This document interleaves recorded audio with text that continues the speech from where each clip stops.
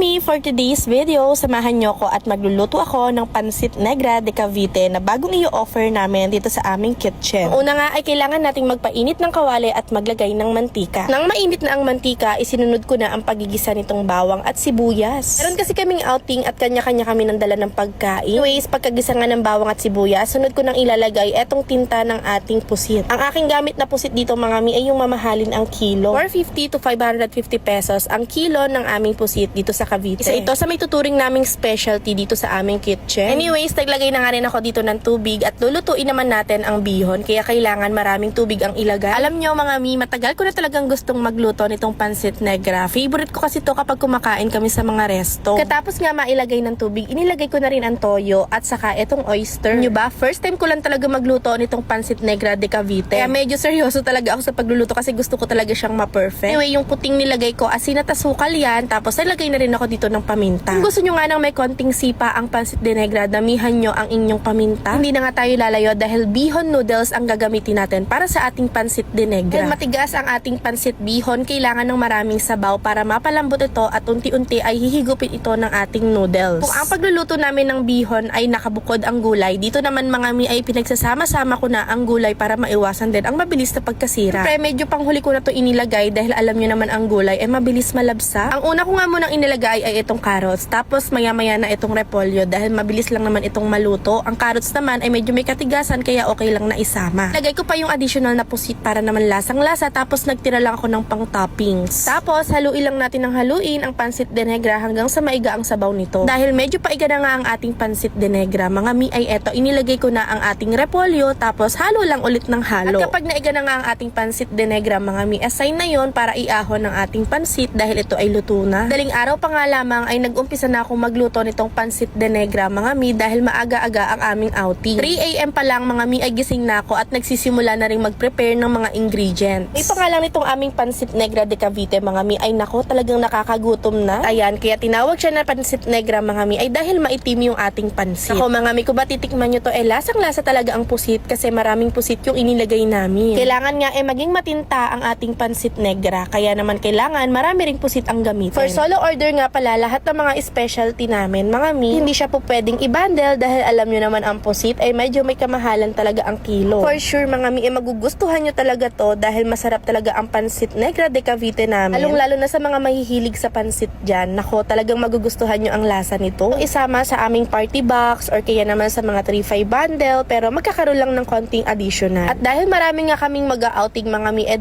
bilaong large na ang aming inihanda. Ang dami nga rin ang serving nito mga mi at yung iba nga ay nakapag-take out pa.